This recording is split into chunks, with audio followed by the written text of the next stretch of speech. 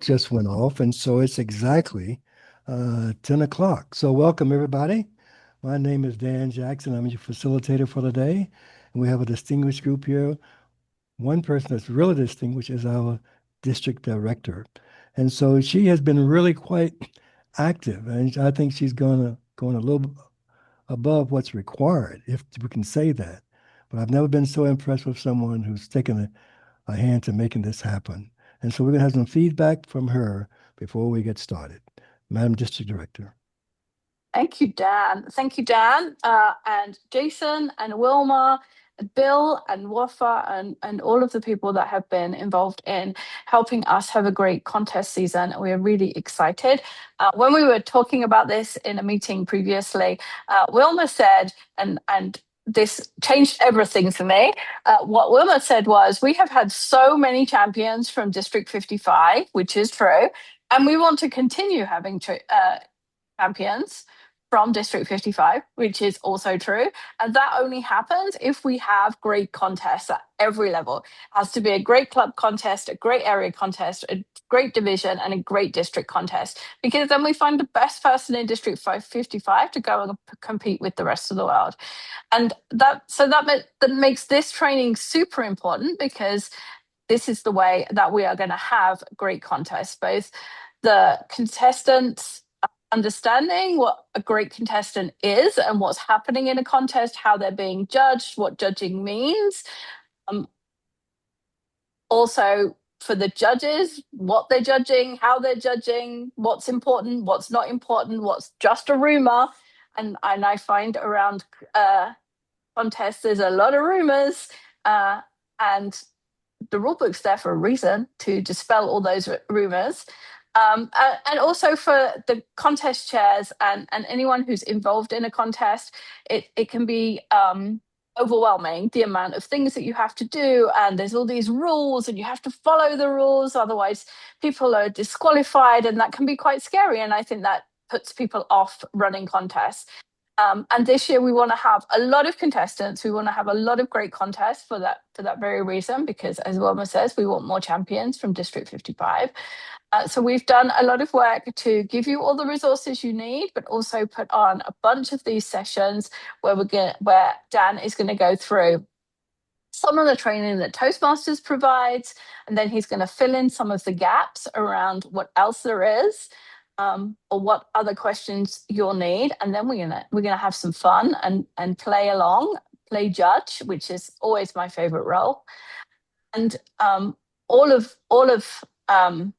this is to provide you with the resources that you need in order to participate and run great contests.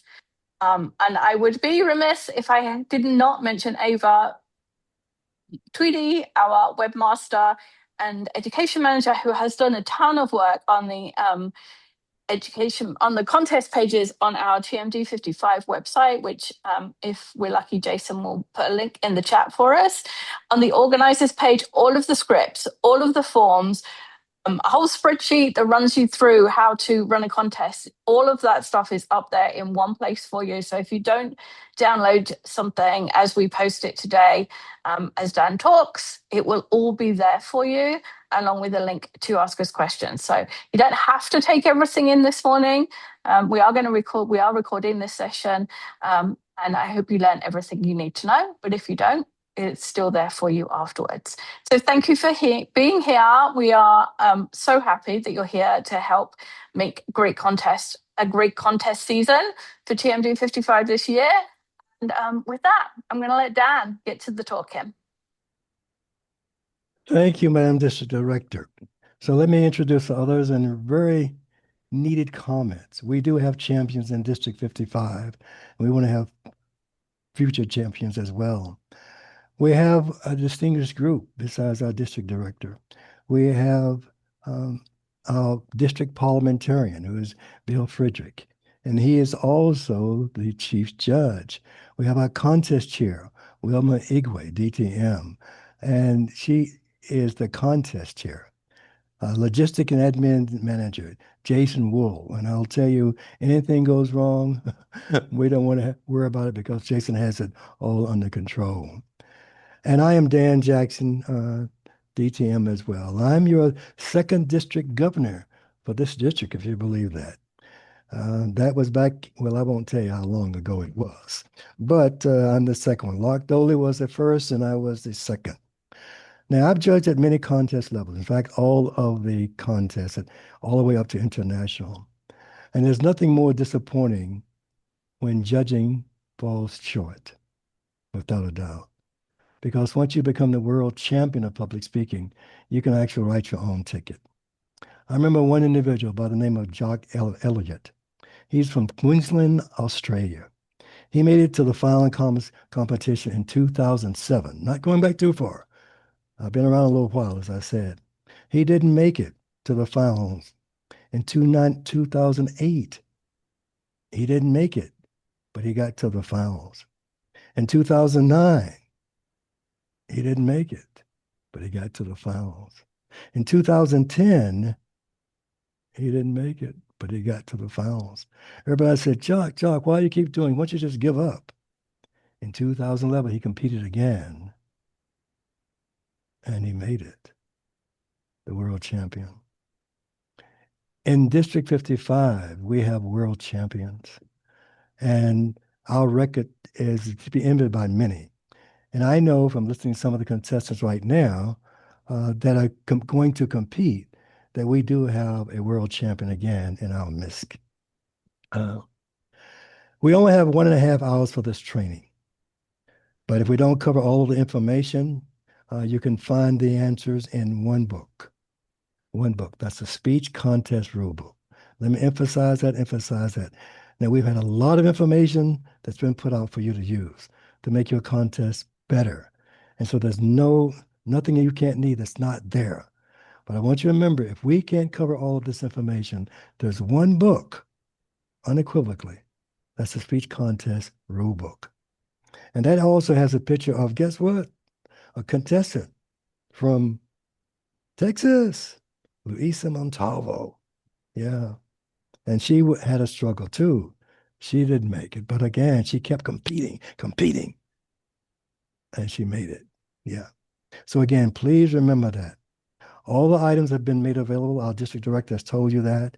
Eva Tweedy has done a phenomenal role as well. Now we're going to spend some extra time on the international speech contest because that's where the only speech that goes to the international level. So we're going to spend quite a bit of time on that. Then we're going to also cover the evaluation contest, which goes to the district level. And our district level contest is going to be held at the YO Ranch Hotel in Kerrville, Texas, May 29th through the 31st. Put that on your calendars, okay? So the schedule is this. We're going to go through some tutorials, Toastmaster tutorials. After each tutorial, we're going to be allowed 15 minutes for questions and answers. So once we finish it, once we've started that, and the question section begins, Bill Friedrich is going to keep time. He's going to interrupt us, if we still have questions. But 15 minutes is the maximum time because we only have 1.5 hours. What I want you to do is when you ask the question, open your mic, give your name and the club that you're representing. Open your mic, give your name, and answer the question. Okay. Again, if we don't get to all of the questions, then please put those questions in the chat box, and hopefully time will permit for us to answer them. Otherwise, we'll send them to, as was mentioned before. We're going to have our first tutorial. And so, Jason, are you ready for our first tutorial? Our first tutorial is going to be on contest roles and questions. Now, please listen. One of the things we don't do in Toastmasters is really listening. Again, and we're going to be able to see them as well, but listening. Listen to what is said. So, Jason, would you start that, please? The first one is going to be on the contestants and roles. Yep. Give me just a second, Dan. Okay. I've reorganized my desktop and moved things. It's like, okay, where did I put? While he's going on getting that, let me know. I want you to listen because you want to ask questions. We're going to talk about the speech contest and roles. We're going to talk about the judges, types of judges we have. We're going to talk about the contest procedure, how it is done and who does it. And then after the speeches, the contest interview. So all of that's going to be included. We all know that this is how speak. Okay, Dan, you wanted to start with the contest Roles, and contest train. roles, Okay, right. give me just, okay, I've got it here.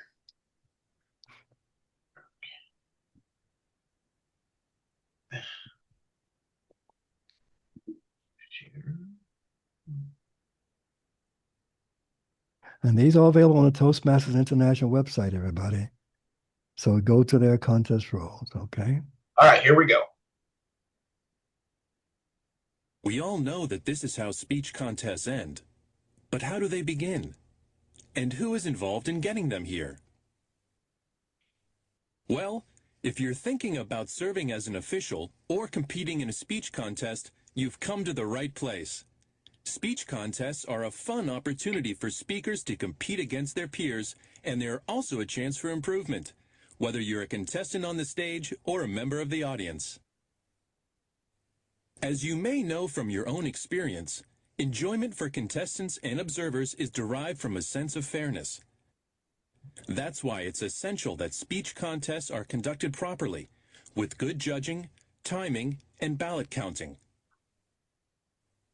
If you've ever been to a Toastmasters speech contest, you know that there are many different participants involved in holding a successful and enjoyable event. They range from the contest chair to the judges in the audience. In this session, we're going to explain who all the different participants are, as well as what they do. Let's get started. First, we have the contest chair. As the contest chair, you are responsible for the entire contest. Among other tasks, you'll need to make room arrangements and order materials. There'd be no contest without contestants. As a contestant, you prepare and deliver your own speech in front of a live audience. But be careful. If your speech is too long or short, you'll be disqualified. Next up is the chief judge. When you are the chief judge, your job is to appoint and advise the counters, timers, and tie-breaking judge. You also must hold a pre-contest judge's briefing and provide the winners' names to the contest chair. Then come the judges.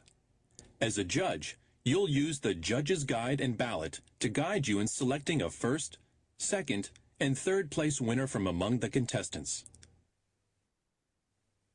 Let's not forget the tie-breaking judge. As tie-breaking judge, your job is to rank all the speakers numerically on the tie-breaking judge's ballot. This ballot will only be opened in the event of a tie. Next are the timers. As a timer, you are responsible for recording the duration of each speech and submitting this information to the chief judge immediately after the speeches. Last on our list are the counters. As a counter, it is your job to collect and count all the ballots when all the speeches are finished. Now that you've been introduced to the cast of characters involved in a speech contest, let's walk through the steps of an imaginary contest. There are 2 pre-contest briefings that must take place before every speech contest. One for contestants and another for judges and contest officials. The contestants' briefing is an opportunity to verify each speaker's attendance and the pronunciation of their name. At this point, the contest rules and timing protocol are reviewed. Contestants will then be shown the exact area their speeches will take place. All contestants will have the chance to test any amplifying equipment before the contest. The last item on the contestants' briefing agenda is a draw for speaking positions. Contest officials are also briefed before the contest at the judge's briefing. Judges are advised to sit close to the speaking area in case of disturbances or a malfunctioning technical system. The chief judge will review the judge's guide and ballot with contest judges and the time record sheet and instructions for timers with, you guessed it, the timers. During this briefing, the chief judge will also explain the counters tally sheet to the counters. When the contest begins, the contest chair will open the event. Keep in mind that contest protocol differs from place to place. Here is a suggested way to open the contest. The contest chair explains that the rules have been reviewed by the judges and contestants. He communicates the speaking order of the contestants. The chair will then tell the audience that the contestants have been shown the location of the timing light. Finally, he will announce no photographs may be taken during the contest and all mobile phones should be turned off. Now for the moment we've all been waiting for. It's time to introduce the first speaker. Each contestant will be presented without preliminary remarks concerning her club, place of residence, or any other background materials. Contestants will be introduced by name, speech title, and name. After each speech, 1 minute of silence will be observed to permit judges to complete their notes. After all speakers have finished, it's time for all judges to complete their ballots as quickly as possible. Once completed, counters will collect the ballots. After that, the chief judge will collect and verify the time record sheet from timers. Then the counters and chief judge will leave the room to tabulate the results. While the counters and chief judge are calculating the results, the contest chair will introduce each speaker again. This time, their club, area, and district affiliations are announced, and the contest chair conducts a brief interview before presenting certificates of participation. Once all the speakers have received their certificates, the contest chair will collect the contest results from the chief judge. If any timing disqualifications occurred, they will be announced without naming the contestants involved. Ready to see how our speakers did? It's time for results to be announced. In contests with 5 or more participants, first, second, and third place winners are announced. In contests with 4 participants or fewer, first and second place winners are announced. Announcement of contest winners is final unless the list of winners is announced incorrectly. In that case, the chief judge, counters, or timers may immediately interrupt to correct the error. Congratulations! You've completed Session 1 of the Speech Contest Training Module. Thank you, Jason. You're going to go to put up session number 2 when you're the judge next. Okay, Bill, you can start our 15 minutes. I do have a few questions before we go on. We covered in session 1 the contest rules, speech contest, the contest chair, contestant, and the chief judge responsibility. On judges, we talked about the tie-breaking judges, timers, and counters. On the speech contest procedure, we talked about the contestant briefing, contestant official briefing, 2 briefings, the contest opening, and contest introductions.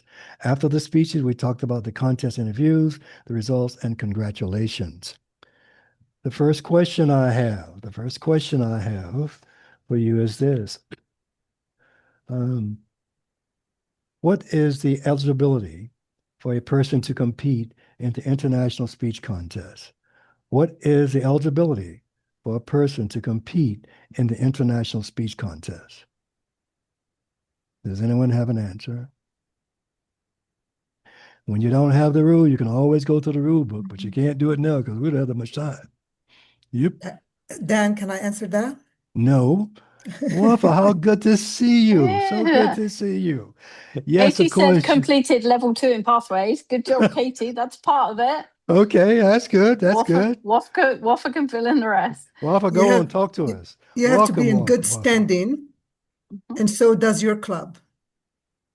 Okay. Has to be in good standing. Paid membership in a club or a division in which they're competing. Member in good standing, we said that.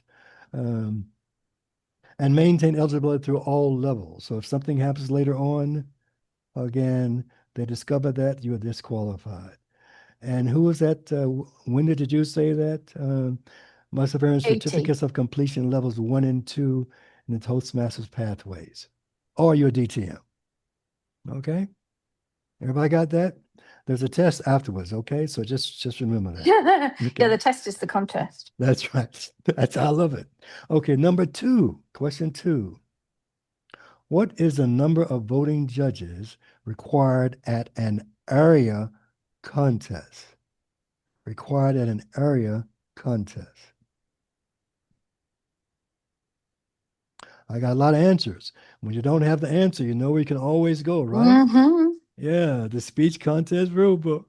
I know you're good, but we don't, sometimes we forget. Even sometimes I forget. I know you find it amazing. Okay. Oh, So do I have Dan, an So let me share. someone said So on something. the Someone said something. Who's I that? think it Someone. was This is Rasika. Can I try this question? Yeah. Yes, of course. We require 7 judges. yeah. It's just for the area contest, right? Yes, for the area contest. Okay, maybe you can break that down just a little bit more. 7.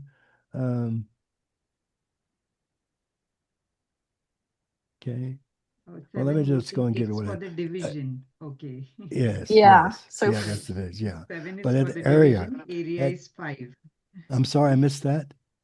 No, area for area contest, it is 5 voting judges. yes. Oh, that's good. Yes, indeed. I love it. There must be an equal number of voting judges from each club in the area, or a minimum of 5 judges. Contest chair, a chief judge, tie-breaking judge, 2 counters, and 2 timers must be appointed. So in this putting is it all together, add them up about 12 people.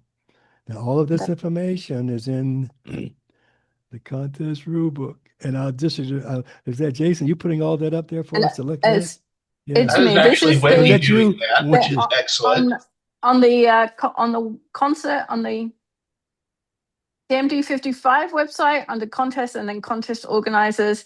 There's a summary of the people you need. There's some documents at the top that we'll talk about later that have a lot more detail. But if you just need a quick reminder, there's a summary.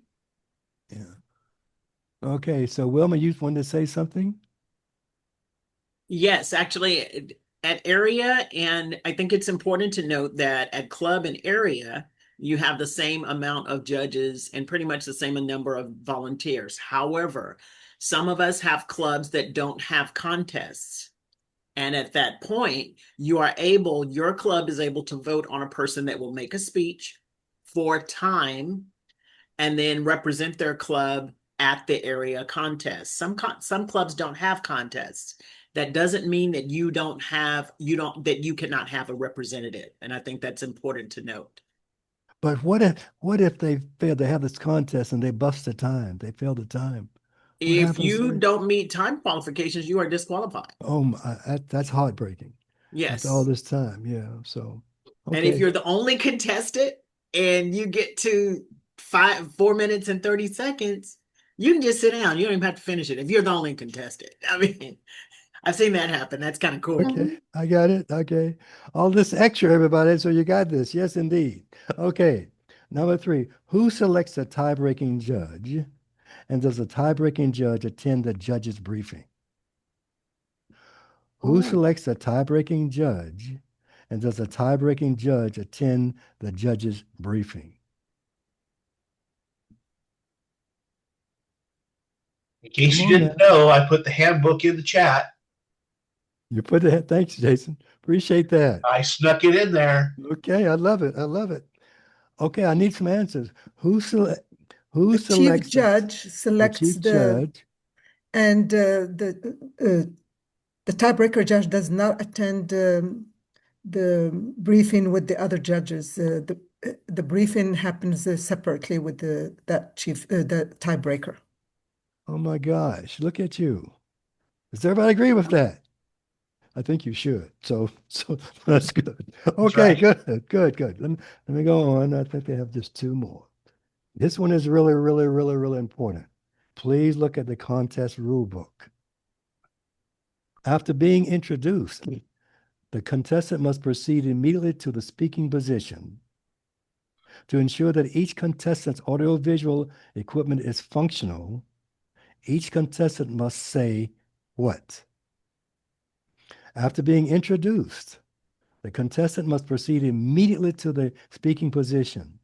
To ensure that each contestant's audiovisual equipment is functional, each contestant must say what?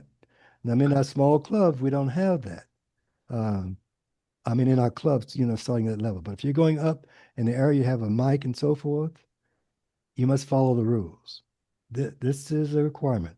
So to ensure that each contestant's audiovisual equipment is functional, each contestant must say what? Oh, when you don't know the answers, you go to the contest rule book. Good work. Yep. He says or she says, "Thank you, contest chair," after they have been introduced. And the contest chair will say, "You're welcome." Okay. What this also does too is it allows them to test on live the microphone and other audio equipment before the actual speech starts. I love that. Did everybody hear that? Contestants. I always have an interview. They always go to the stage. They check out the flooring. They check out everything, especially the audio-visual equipment. Okay. So again, one more point I want to emphasize. This is on page 16 of the speech contest rulebook. Timing will begin with the contestant's next definite verbal or nonverbal communication with the audience. Okay. All right. Another question real quick here. Someone opens your mic and tell us, why do you want to be a judge? Why would you want to be a judge? None of you want to be a judge? Silence is deafening. I know it is. It's Anyone? Anyone would be? I can answer that. If Please. you are planning on competing in the future, if you're a judge, you can get an inside look at what the judges are looking for. Okay, good. Good, very good. And what club are you from, John? What club? Central Austin Toastmasters. Okay, cool. Thank you, John. Anyone else? Okay. Now, are there any questions in the chat box? Any of you have any questions? We still have some time, I believe, before we go to the next session. Anyone at all? No questions. No questions? Is that right? Oh, Irina, you have a question? Irina, you have a question. Please open your mic, give us your club, and what's your question? Thank you. Quick question for if area directors, they do not run for area director for the next year, can they take on the roles during the contest? For example, take on the Toastmasters? I believe yes, in this case, right? If they are running? If they run for area directors for next. This is one of those rumors.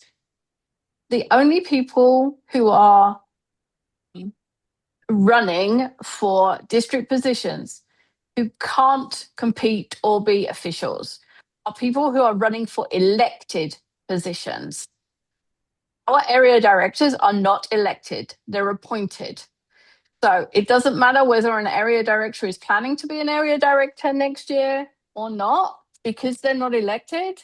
They can be a Toastmaster, a contest official, a judge, a contestant, whatever they want. However, Thank you. If they are an area director and they're a contestant, they can be disqualified at other level. You understand what I'm saying? If they say they're appointed, but subsequent to that, now they're going to go on and run for a position. Right. If they run later for division director, that's an elected position, then they can't be a contestant. Yeah. But if they are an elected, I mean, if they are appointed, they were appointed. Now I'm an area director. I think that's a question. Yeah, because now I'm an appointed officer. Because some are elected in other places. In other places. But we don't elect ours. Yeah. But if they're going to go all the way to the international, we want to be very careful. I want to go on. I'm so sorry. I want to clarify. So Wendy, what were you saying that now I know that area directors can assume a role, but they cannot compete. Are you saying that they can compete? I'm saying the piece about being elected is the piece that's different. Okay, what does it say in the rule book? Hold on, I'm just trying to find it. Hold on 1 second. Yeah. So actually in the rule book under eligibility, Right. there's actually on page 7, at the top of page 7C says the following are ineligible to compete in any Toastmasters speech contest. Incumbent international, regional, district, and then it goes through. It also says international officers goes down to Yeah. it says district offices whose term expired June 30th. Right. And then H is the category is division director and area director. But that is whose term expires in June 30th. On page 7, CH. Yeah. It doesn't distinguish whether voted or whether elected or. You're right. It's not the contestants. It's the contest officials. Yes. So strictly they can't yes. compete, but they can definitely be a contest chair, a Toastmaster, or whatever. Yeah. They and that's I think that's important. That's good to know. So yeah. Anita, you had a question? Yes, hi, thanks. I'm Anita Harbour. I'm from UT Staff Toastmasters. And I have a question about club contests. In the rule book, it lists on page 10, A1, if you want to be really specific, it lists the officials that are required and the numbers. And then it has a phrase, contest chair, chief judge, 5 voting judges, 2 counters, blah, blah, blah, unless impractical. Yes.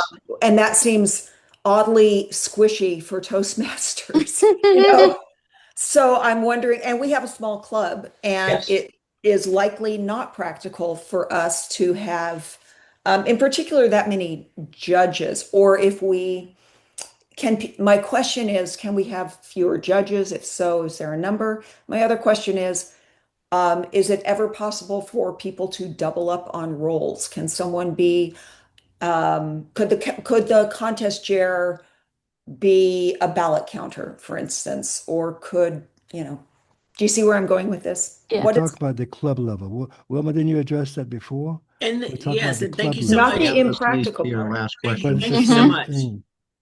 Okay. Go on. Someone Bill, said did you want something? to let's have Bill. Dan, this needs to be our last question. Okay, it's our okay. last question. Okay, go This on. is our last question, Dan. Okay, thanks, Bill. Okay. So then, yes, when it's impractical, you can have people double up. And they can definitely take on other roles. What I would avoid is having a judge be a ballot counter, just for appearances of impropriety. You can definitely have that. You can have 3 people be a judge if you wish to do so. I also encourage people to have non-Toastmasters be a timer. Consider that, especially at the club level. It introduces them and they can tell time. So Yeah. you can do that also. Okay, that is super important because we were thinking about reaching out to some of our former members who are still on campus, and I didn't know if they could fill one of the more minor roles. Timer and ballot counter, I find that those are useful places. I would stick to having Toastmasters members as judges, that qualified judges, if you can do that, and at least have 3. Will do. Okay, thank you so much for that. Yes, ma'am. All right. If you have other questions, please put those into the chat box. Let's go on to our next serial, and that's going to be When You Are the Judge. Oh my gosh, When You're the Judge. We've been beating that to death. So let's go to that, Bill. All right, here we go. Jason, okay. In this session, we'll examine some important questions. For example, what is a judge's purpose? What's the difference between judging and evaluating? What makes a good judge? And what gets in the way of judging effectively? A judge's purpose is to select the speaker who has given the best speech on that day. An evaluator appraises a speech by measuring the speaker's presentation against his or her purpose, and then advises the speaker on how to improve the speech. As a judge, your responsibility is not to evaluate. Judges' decisions are confidential. They do not explain their decision to contestants or make suggestions for improvement. To do so detracts judges from their purpose and can cause them to judge improperly. Now that you know the difference between a judge and an evaluator, let's explore the qualities of a judge who makes good decisions. A good judge is fair and impartial.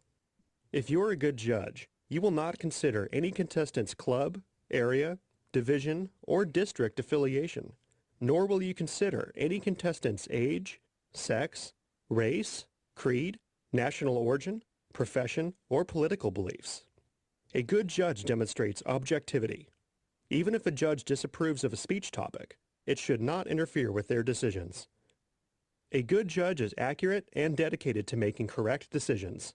In a speech contest, this means filling out judging forms correctly and adding points carefully.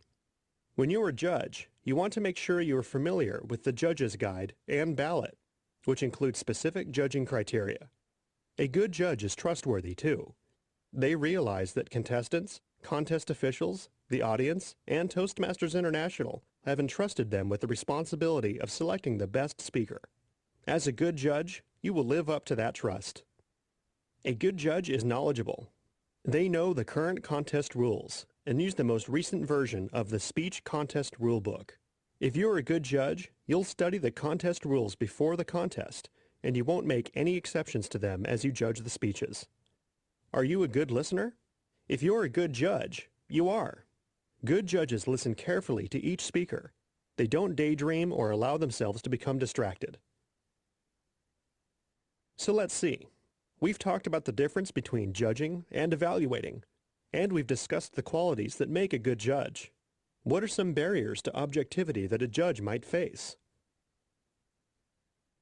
Speaker position. Research shows that people tend to best remember the first and last items on a list.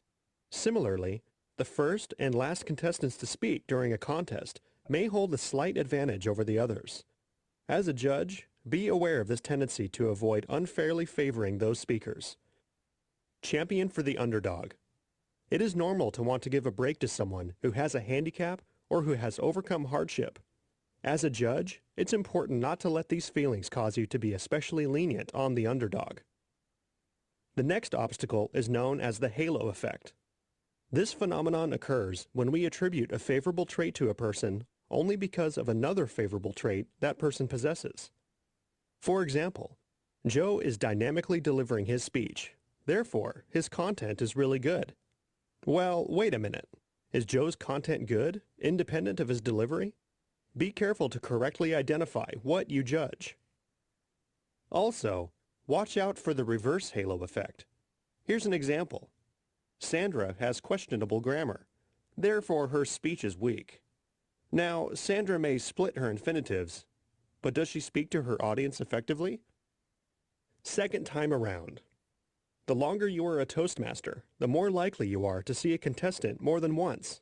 While you're a judge, imagine you're judging each contestant for the first time. Otherwise, you run the risk of previous performances affecting your impression of the current speech. Give someone else a chance. Another obstacle to objectivity is the natural inclination to give someone else a chance. For example, Betty won last year.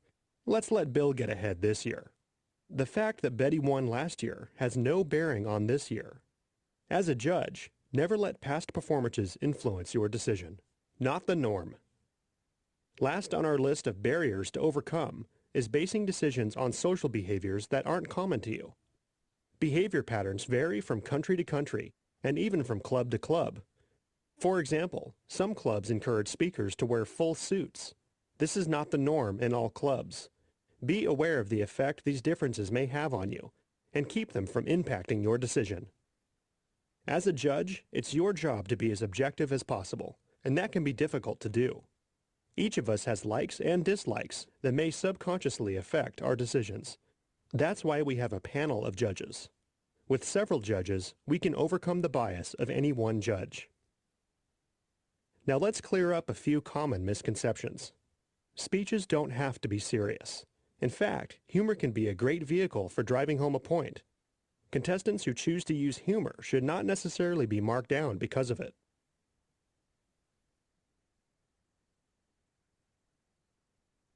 Another misconception is that speeches must be motivational or inspirational.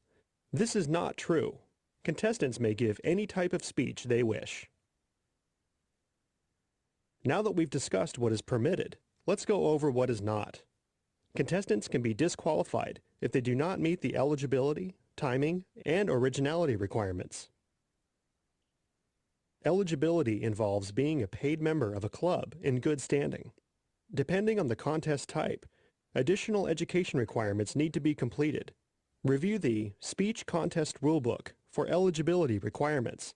It is also important to remember that eligibility must be maintained at all levels of the contest. All speeches delivered by contestants must conform to the timing guidelines for that specific contest type. For example, international and humorous speeches must be 5 to 7 minutes in length. A contestant will be disqualified if the speech is less than 4 minutes 30 seconds or more than 7 minutes 30 seconds.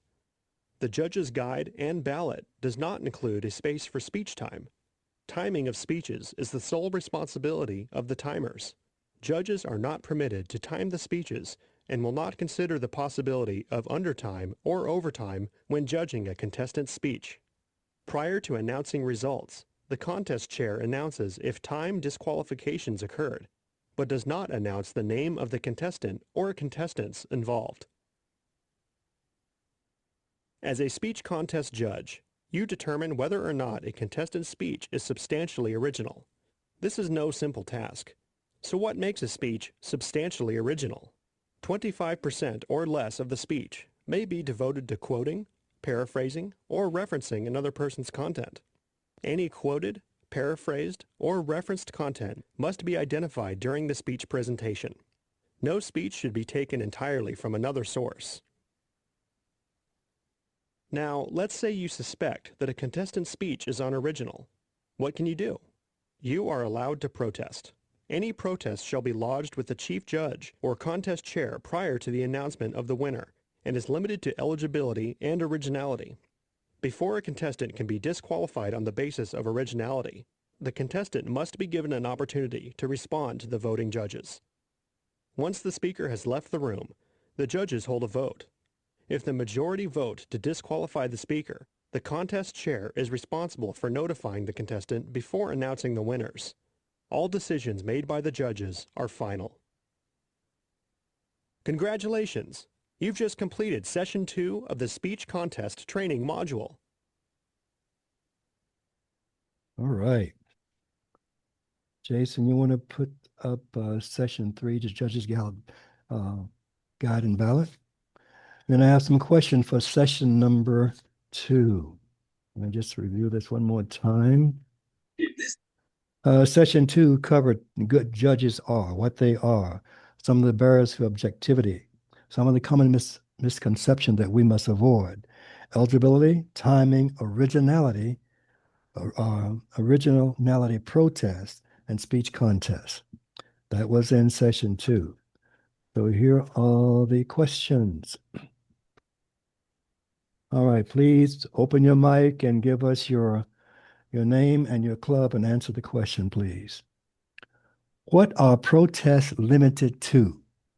What are protests limited to? If you don't have the answer, there's a, speech contest rule book. Yep, that's pretty good. What are protests I have the rule limited book. to? You have it? Yes, I hear you. Go for it.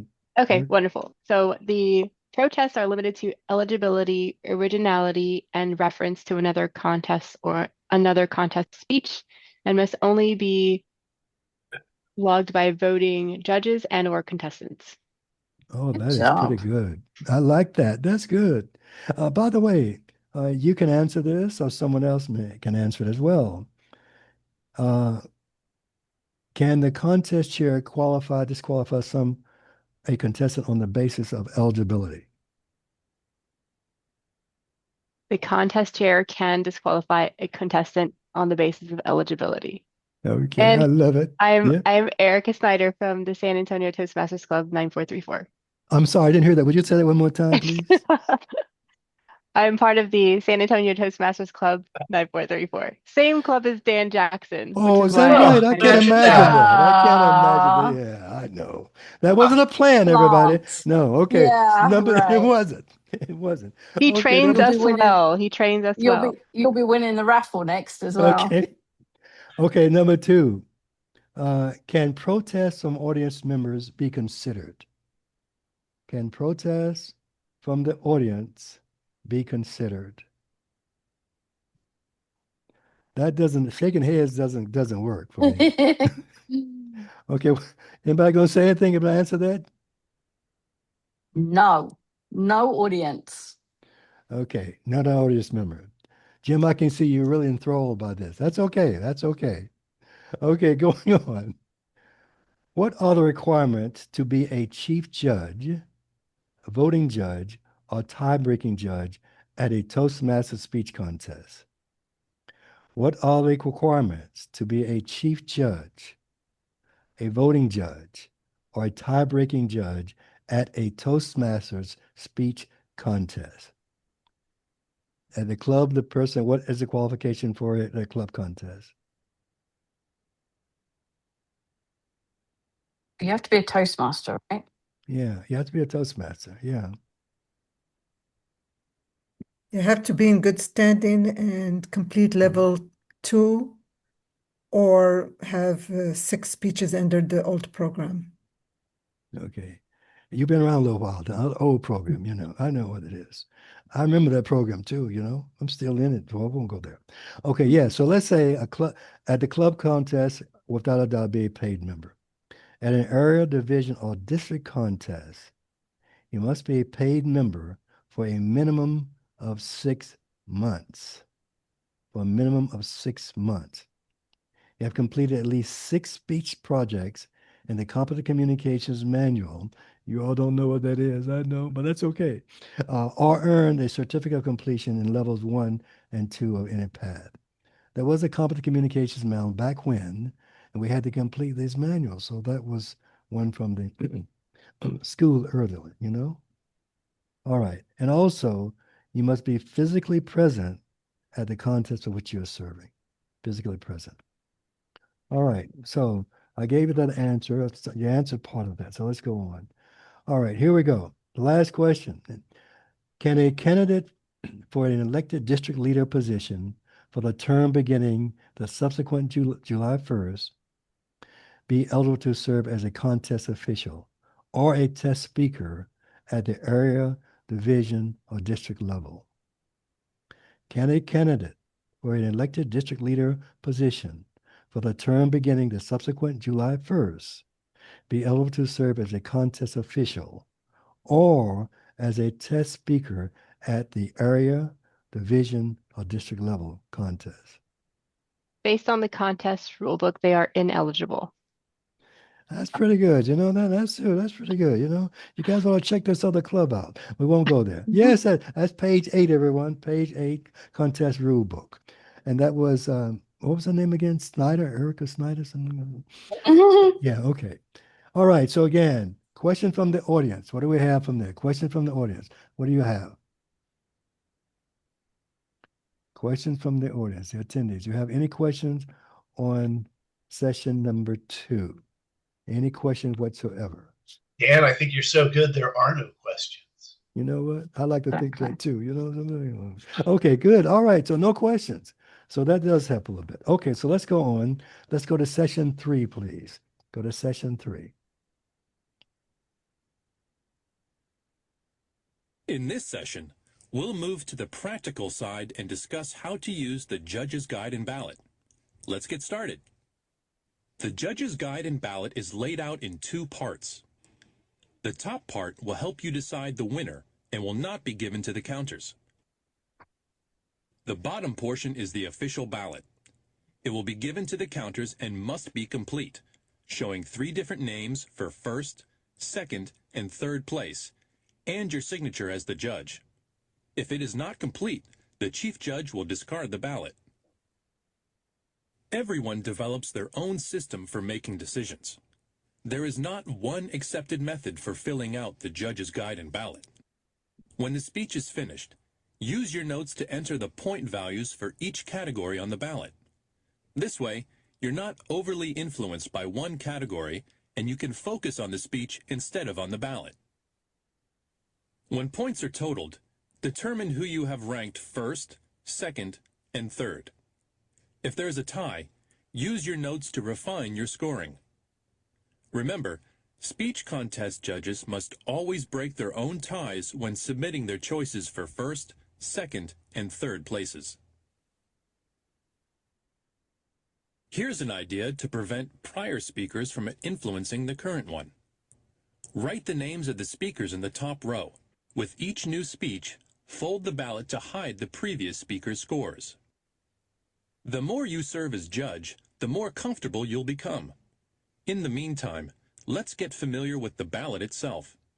You'll notice there are 3 basic judging categories: content, delivery, and language.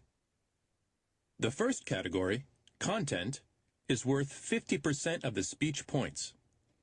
It determines the quality of a speaker's message, its development, effectiveness, and value. When you think about the development of a speech, keep in mind its structure, organization, and support material.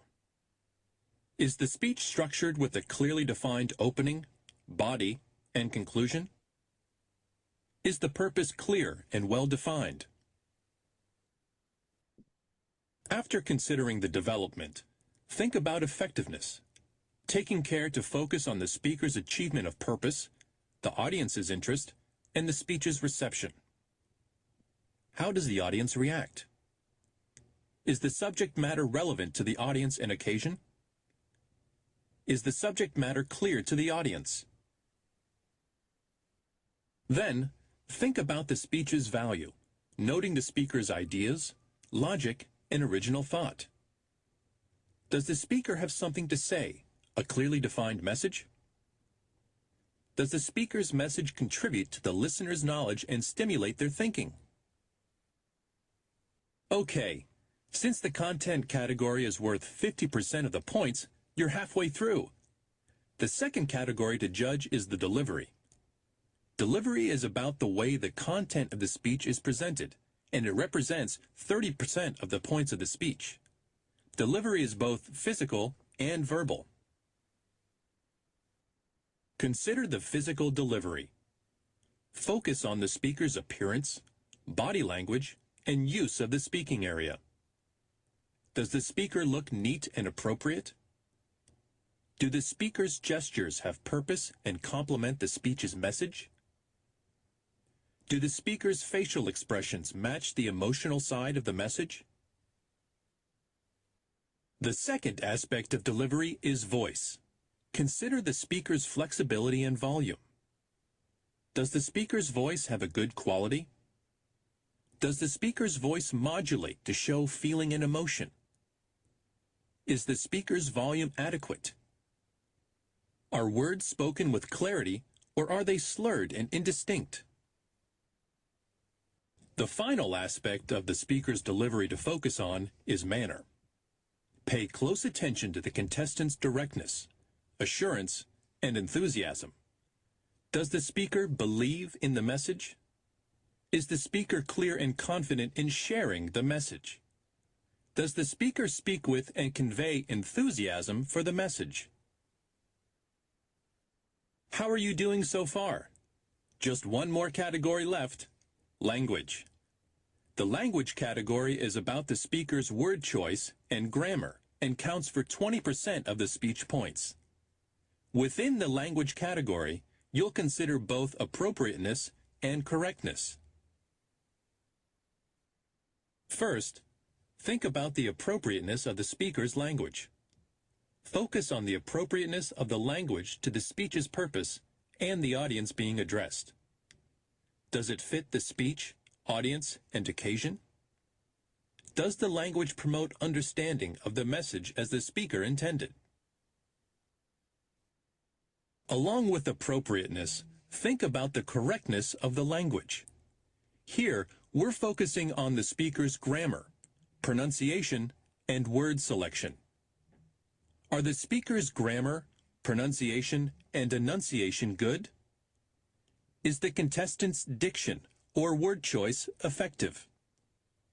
Does the speaker's language reflect study and preparation?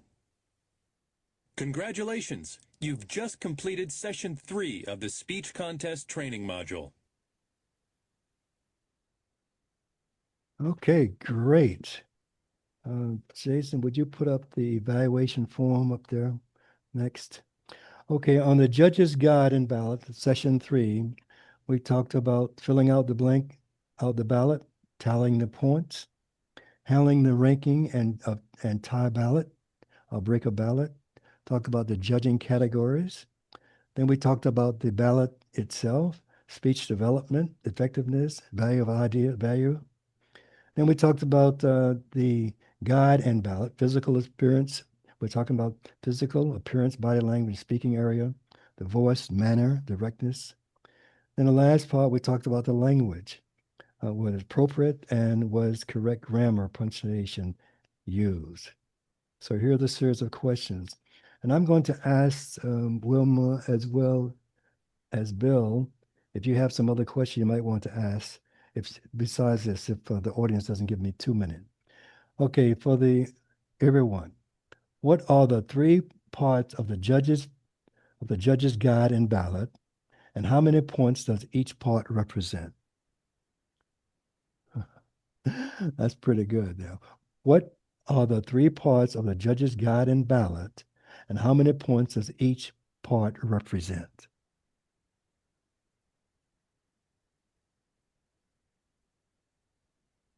I'm not seeing any. 3 parts: content, delivery, and language. And how much does each part count? Content 50, delivery 30, language 20. You sound very familiar. And you are? That's What club? Wafa Owen with Lakeline Toastmasters, and it's right on the ballot, Dan. Listen, I didn't have to say that. I know that. I mean, gee whiz, I'm trying to be nice. I'm on the nice, Okay. I gave you guys a cheat sheet. Wow. I mean, what can I say? What can I say? Okay. What happens? All right, listen to me now. What happens in the event of a tie in second place from the judges? When they've gotten to tally it all up, there's a tie in second place. So what happens? Who wants to answer that?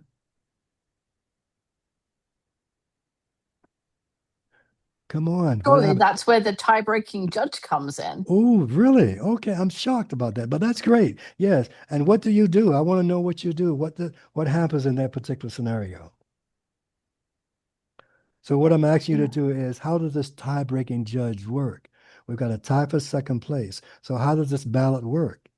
Anyone wants to answer that?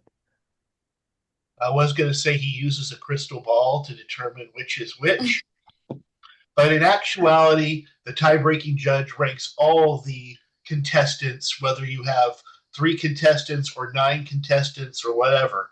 He ranks them all in numeric order. Whichever one has the highest numeric rating when the tie-breaking judge is called upon is considered the person who rates higher. Okay. And so in that instant, that second place judge, that second spot would go to how high he ranks on the tie-breaking judge's ballot. Correct. And only at that location. So those 2 people who are being considered, if one rated first and the other rated 7th, then they would put him in the appropriate order. Right. Thank you for that, Jason. All right. Any other comments on that? All right. One more question, then I'm going to ask our judges to help us out with this too, the contest as well as the chief judge. One last question. Are contestants judged by the chief judge? Are the contestants judged by the chief judge? Dan, the answer there is no. The chief judge supervises and oversees the voting judges, but he or she does not vote. Okay, and you are Jim, and what Yeah, club do you Jim, it's good represent, to Jim? see you again, Dan. Yeah, It's been a few years. what club? Austin Toastmasters. Okay, solid, solid. Okay, good, good. Well, now, since this is a passion with our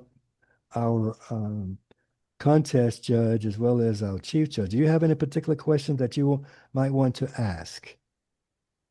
I actually want to make one comment, and that Please. is for those of you who are printing ballots and or you have an inventory. I know that I had to throw away a lot of old stuff. So if you have inventory, make sure you're using the most recently revised ballots or materials that Toastmasters International have to offer. The ballot was revised in 2023, the judge's ballot. So you'll want to make sure that you are familiar with that and that you get that ballot. Using an old ballot can skew your results. So Wilma, just so you know, Yeah. see down. This is the international judges ballot on your screen. This From is what is in the last year. right now. Down at the bottom, you can see down here is when the last time it was revised. Right. Okay. So this one would be like 24, 25, Yes, this is 24. This is there you go. There were some old ones that I saw, and for instance, they separate some of the categories and give you a 5-point spread for this and 5-point for that. And I'm like, no, that would definitely skew your results. So make sure you're using the most current ballots, rule books, even the timing ballots. Just make sure you're using current materials. Yes, The last I'm gonna. Oh, I was going to say, and then I would ask one question only, and that is, and it's one of those food for thought type things, and that is, what skills do you have to avoid, especially this contest season? What skills do you have or practices do you have that will keep you from evaluating your contestants, especially since we have an evaluation contest this year? What is going to keep your mindset focused and not evaluating contestants, but actually judging them?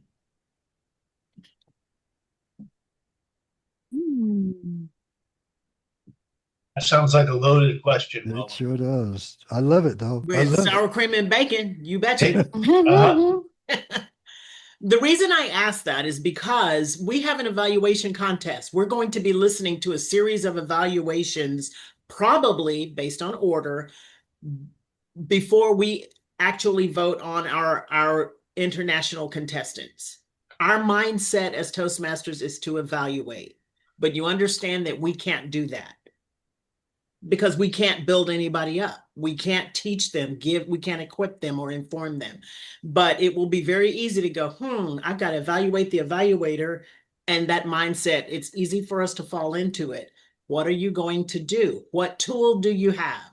That is a loaded question. What tools do you have to keep you from evaluating, but actually judging? Thou shalt judge, contestants. Is that the 12th commandment, Wilma? That's the gospel according to Igwe. Gospel according to Igwe. I love it. So Erica had a question. Yes. Do the contestants typically know the judges who are the judges during the speech contests? I think they do. Experienced ones do, because they see people with ink pens looking down a lot. There are ways to okay. Wilma is saying there are ways to identify people who might be judges. But no, they probably don't know exactly the configuration. They should Okay, not. my question was should just not. really like understanding, is it supposed to be anonymous or Yes. okay, Yes. got it. Yes. We should be doing our best to protect our judges' identities. Now, judges might accidentally expose themselves, and there's not much you can do about that. Hence, what Wilma sees with the up down, kind of like one of those bird things that drinks from the water. Yeah. And Wilma, do you have a quick comment you can give them to answer your question from your perspective? And then I want to hear what Bill says. Oh, you betcha. When it comes to anonymity, basically you're trying to keep them from interacting with contestants, and as judges you do that. That's your responsibility, is to maintain and protect your anonymity. We know we're going to see the same faces over and over. We know we're going to see people with really fancy notebooks and folders and and they look official, so we know who you are. But if you know that you have a contestant, your integrity says, hey, that guy or that woman is in my club, I'm going to have to bow out on this one. What happens when that occurs? Hey, can we swap out a timer? Can I just step out because you have extra judges on the back burner? Whatever it is, to keep it fair. Our goal is to have a level playing field. When the Toastmaster reads that we are in the interest of a level playing field, it is extremely important. It is the backbone of a contest. And that backbone is what supports the integrity of our contest. So avoid interacting with contestants. They may know who you are. You may sit on the front row so you can see them or hear them better.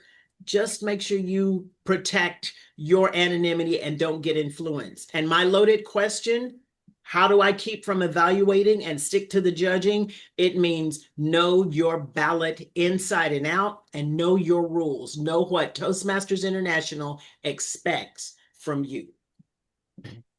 And Bill, you wanted to say something. I say, well, hope we got much time to do that. Bill?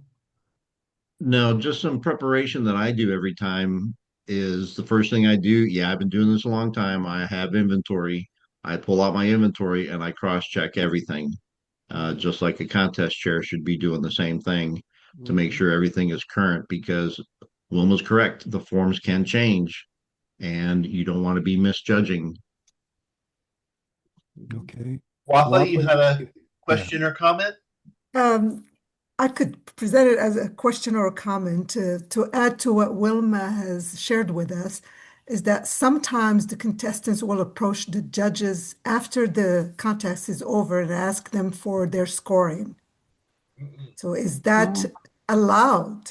I Do mean, can not the do that. judges share their scoring with the contestants? You should never. No. And I will tell you from a psychological standpoint, the reason, and I've had judges do that. I've had contestants do that many, many times.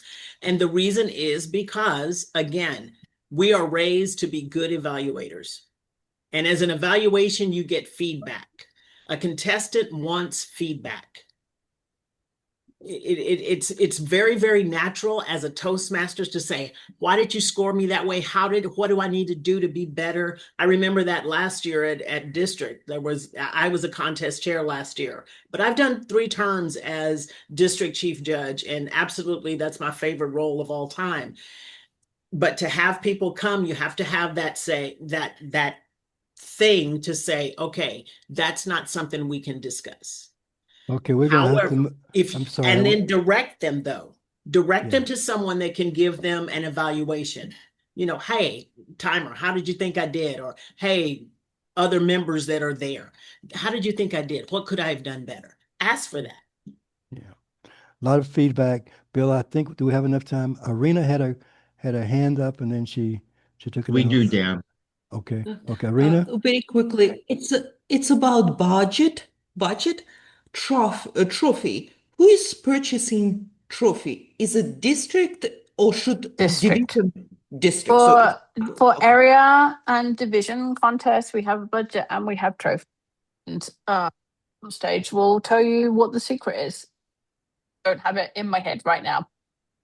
For clubs, if you want to buy a trophy or something else, then that's up to the club. Yeah. And about the judges, yes, I was once approached, and there is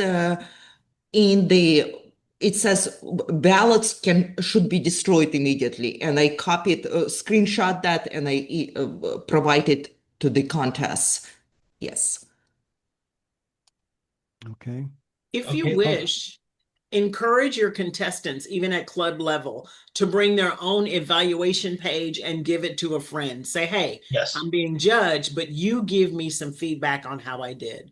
I've done that before, and it's worked very well with people at different clubs that I belong to. Bring it, because your judges are not going to give you that information. And if they do, shame, shame, shame. Just as an additional thing in the chat, I have put in all the contest forms in a zip file that I just downloaded off of Toastmasters International for you in the chat room, so that you guys do not have to necessarily go searching for them. Okay. Remember, all those excellent information has been put out by our district director as well.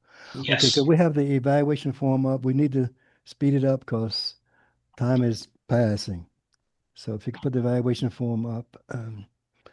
So I'm going to go through this. I hope don't go too fast. Just ask some questions. And the two things I do want you to see, though, we have some champion speeches, and I want you to be able to listen to those and give an evaluation.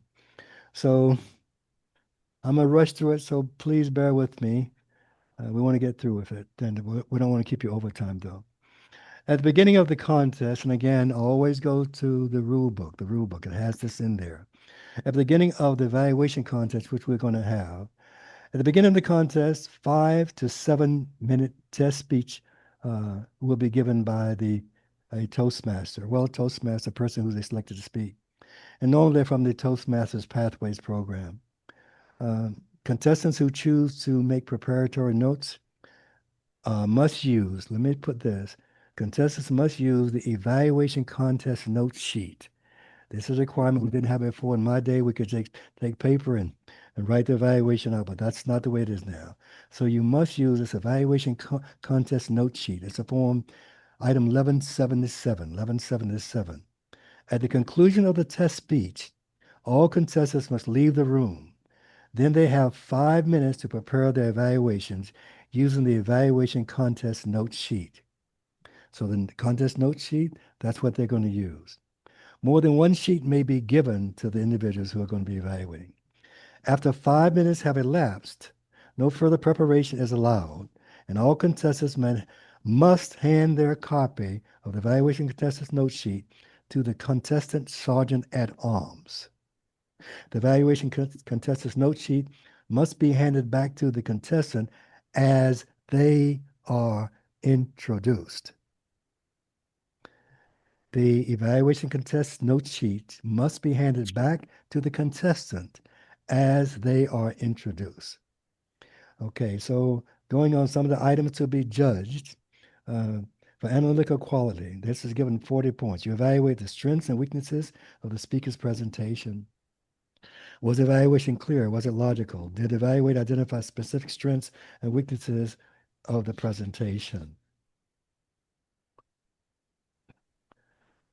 30 points is given to the recommendation. These, and on the form, those are suggested values. You may use your own system, but these are suggested values.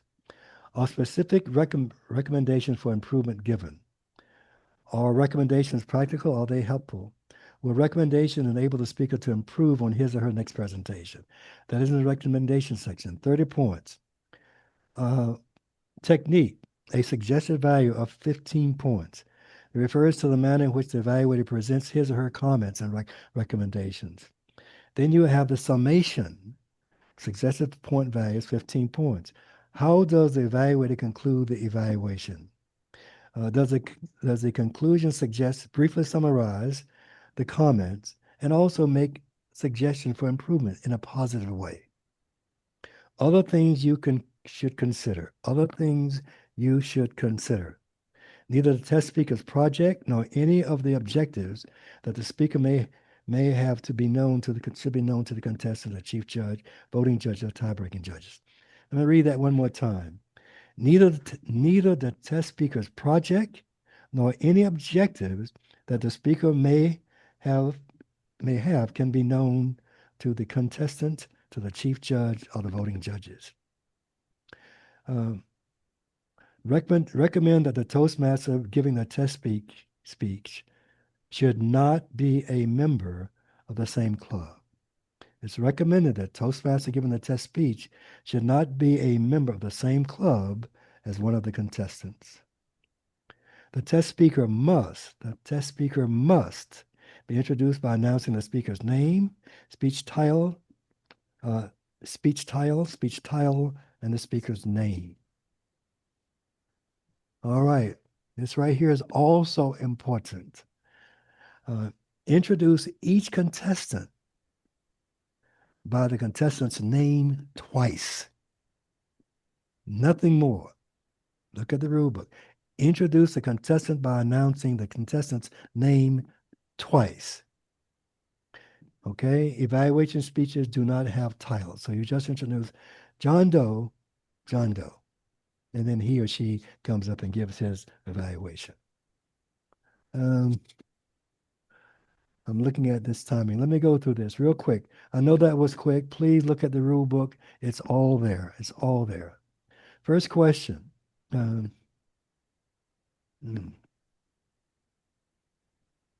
What is the eligibility for a person to compete in the international speech contest? Who wants to tell us that? What is the eligibility for a person to compete in the international speech contest? I'm sorry, excuse me. That's the wrong one. I apologize for that. Okay, here we go. I said, my gosh, we're going back to the beginning. Okay, what are the three what are the three parts of the judge's guide and ballot, and how many points does each represent? What are the three parts of the judge's guide and ballot, and how many points does each represent?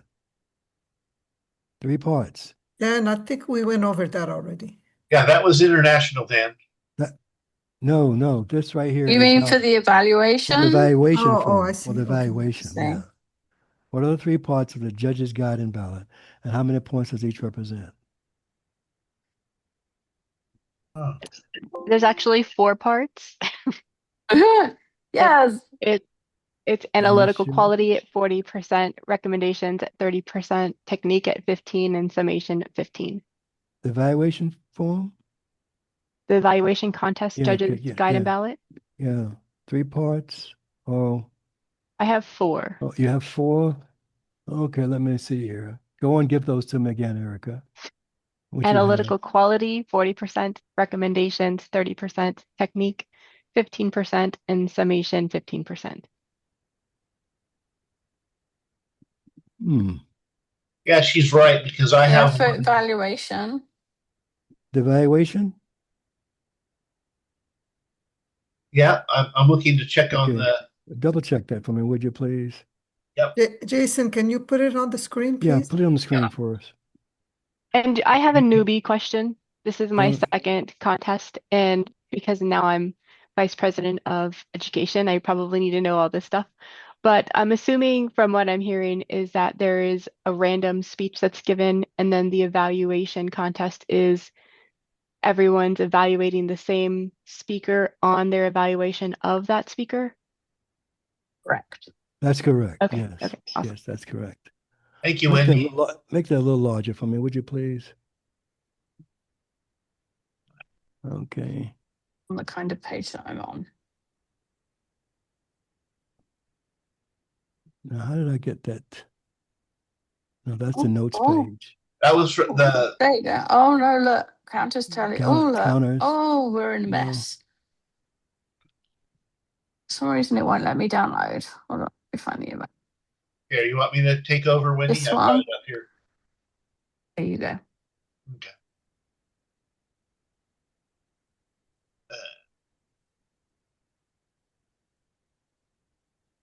Oops. So here's all the forms. The new one, the evaluation. Okay, let me. Well, this one here is in the downloaded pack we get from Toastmasters International. Okay. If we check when it was last updated, October 2020. I'm looking to see if there's any new forms for evaluation contest, and I don't see any. I see the updated one for international, but not for evaluation. So it looks like they left evaluation contest alone for your 3 sections. Yeah. Okay. But they updated for They updated for international, just not for the evaluation contest. Well, I must have looked at it. Are you saying I looked at the old form? The old No, one? this is the No. correct form, right? This Okay, is the yeah. evaluation contest form. Okay, hold on. Let me see. Okay. 15. Yes, this is the correct form. This Yes. is the correct Here's form. the Okay. international speech form. Okay. Just leave this one up. This is all I want. This is, you want the international. No, the evaluation. That's all I want. The Okay. evaluation. Let me go ahead and put that back up. Okay, Yeah, we're please. good. Oops. There we go. Okay, so thank you for that. Okay, so 40, 30, 15, and 15. That is the correct one. Yes. Okay. All right. We've already talked about what happens in the event of a tie. And we talked about this. Hold on here. Okay.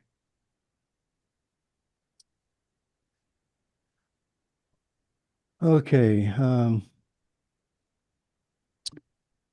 Is use of the evaluation form 1177, my goodness, is use of the evaluation form 1177, is that optional? That's the notes page, right? Yeah, yes. No. How No, long? wait a minute. They don't have to take notes, but if they take notes, to be on that form. That's correct. That's correct. How long do contestants have to prepare their evaluations? 5 5 minutes. minutes. You have 5 contestants for the evaluation contest. Can the first place contestant keep the evaluation notes since they evaluate the speaker first? No. No. Okay. How are the contestants introduced?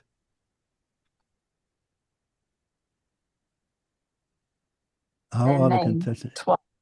The I name named twice. The name twice. Okay.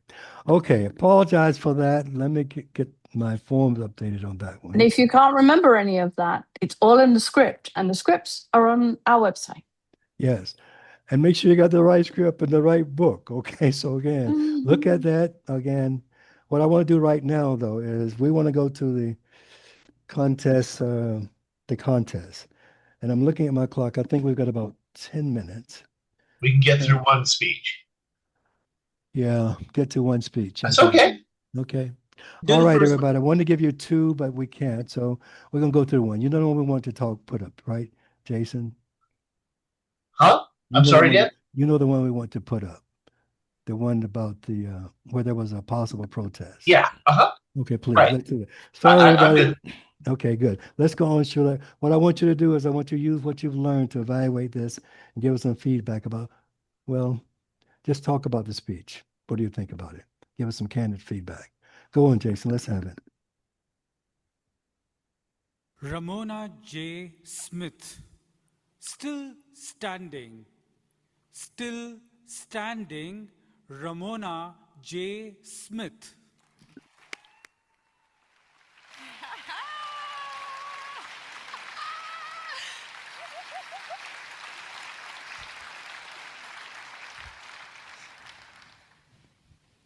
Life will sometimes feel like a fight. The punches, jabs, and hooks will come in the form of challenges, obstacles, and failures. Yet if you stay in the ring and learn from those past fights, at the end of each round, you'll be still standing. Mr. Contest Chair, fellow fighters, can you think of a time when life tried to knock you down? Who was your toughest opponent? Most often, our most challenging opponent is ourselves. Round 1, college. I dropped out of college not 1, not 2, not 3, but 4 times. I told myself, college isn't for me, and I would never go back.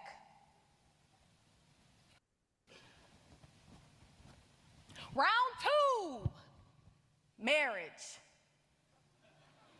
I married my soulmate, the love of my life. my best friend, he was fine too. We were married for 8 long, beautiful, amazing months. You heard right, months, not years. It was like immediately after we said I do, the heavyweight champion came in and delivered an electrifying knockout blow to our vows. Boom! Divorced. Round 3, speaking. In 2015, I competed for the first time in the international speech contest. I won at the club level, I won at the area level, I won at the division level, then the district level was on the way, I was on the road, I was on fire, I was unstoppable. I lost. I was crushed. After going 3 rounds and taking hit after hit, I was ready to throw in the towel. I was down for the count. 6, 7, 8.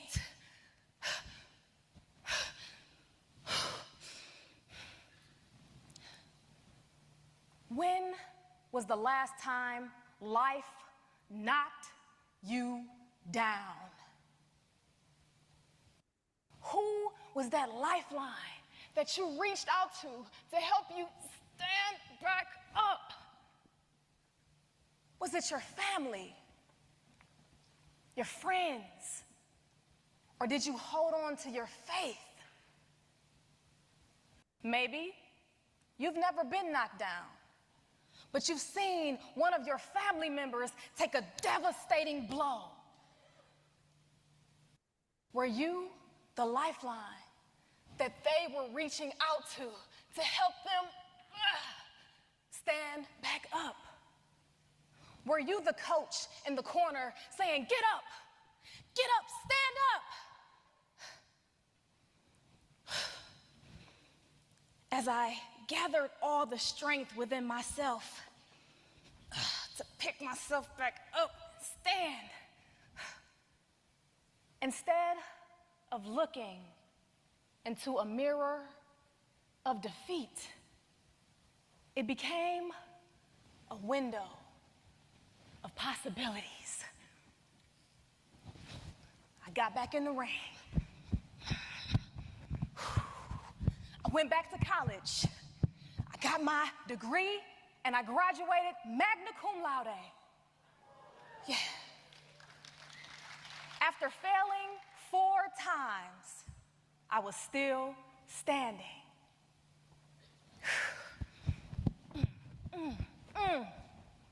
After my loss at the district level,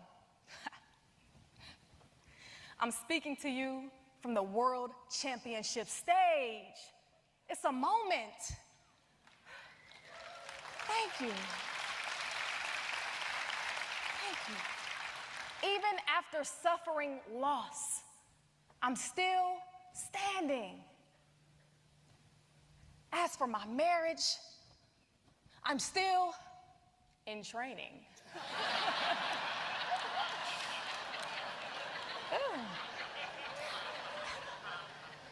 I have not yet found Mr. Right, but this is an international convention.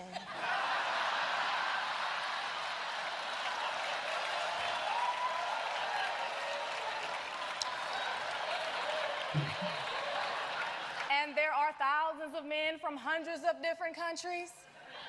So single Toastmasters, even after my divorce, I'm still standing. My challenge to you is to stay in the ring, whether you're a fighter or a coach. If you're on the side of the ring coaching, or if you're in that ring throwing those jabs and those hooks, when that final bell rings, ding, ding, ding, the fighters and the coaches will raise their hands in victory singing, I'm still standing. Yeah, yeah, yeah. We're still standing. Very nice. Stay in that ring. And even after you take a few hits, use what you learned from those previous fights, and at the end of each round, you'll remain still standing. Mr. Contest Chair.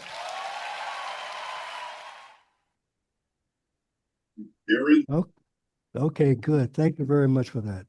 We had another one, but the time has expired. I need to stop this. But I want to give you one more thing here. And by the way, that is a correct evaluation. I'm looking at my notes the wrong way. But what you gave me was correct, the points for the evaluation contest.